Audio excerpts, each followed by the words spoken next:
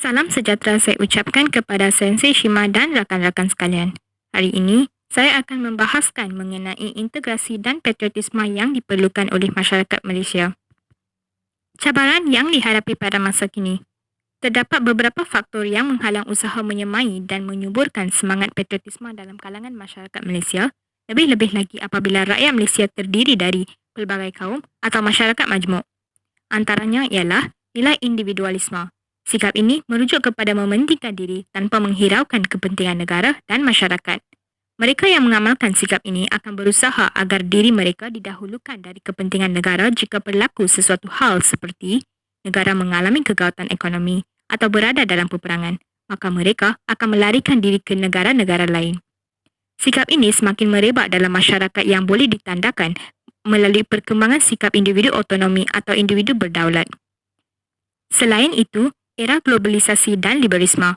Era globalisasi dan liberalisme merujuk kepada negara tanpa sempadan, perdagangan bebas, kemasukan budaya asing dengan mudah dan sebagainya. Situasi ini akan melahirkan masyarakat yang bebas, mudah terpengaruh dengan budaya asing yang negatif, ekonomi negara akan dikuasai oleh syarikat multinasional dan sektor pelaburan dimonopoli oleh negara maju.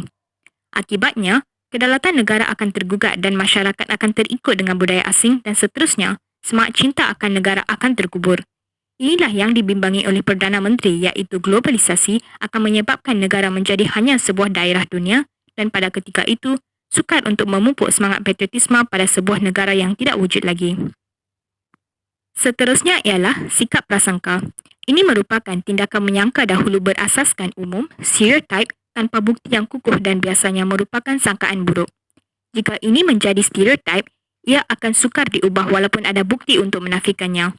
Sebagai contoh, jika masyarakat bukan Melayu menganggap Malaysia adalah tanah air bagi masyarakat Melayu dan bukan Melayu sebagai pendatang, maka ini akan menyebabkan semangat patriotisme itu sukar untuk disemai dalam diri masyarakat bukan Melayu. Ini ditambah lagi dengan masyarakat berbilang kaum di mana sifat prasangka antara kaum masih lagi dijiwai oleh rakyat.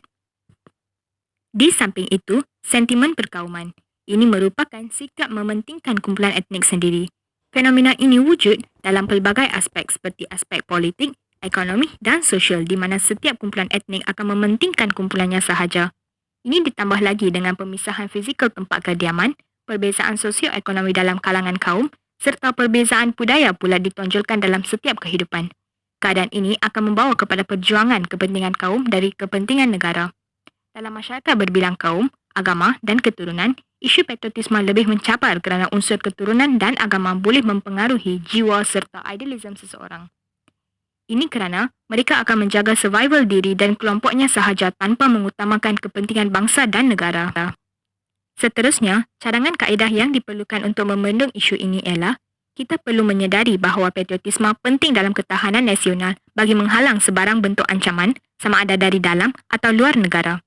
Kerajaan perlu menjadikan patriotisme sebagai agenda negara kerana patriotisme merupakan tunjang kepada perpaduan nasional dan pembinaan bangsa bermaruah. Justru, beberapa aspek perlu diberikan penekanan yang sewajarnya. Antaranya ialah melalui pendidikan.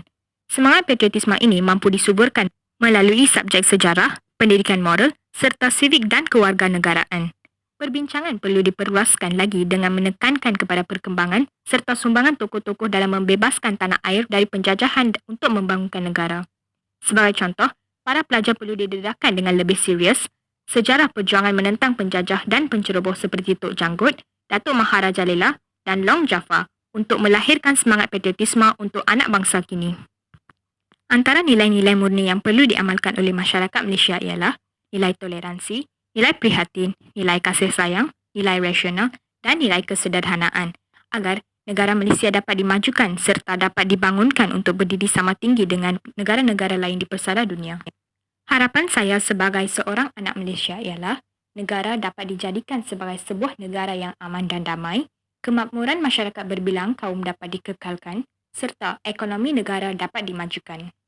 Dalam pada itu, saya juga berharap bahawa nama negara Malaysia akan dikenali oleh seluruh masyarakat di pelosok dunia. Sekian saja pembentangan saya pada hari ini. Terima kasih.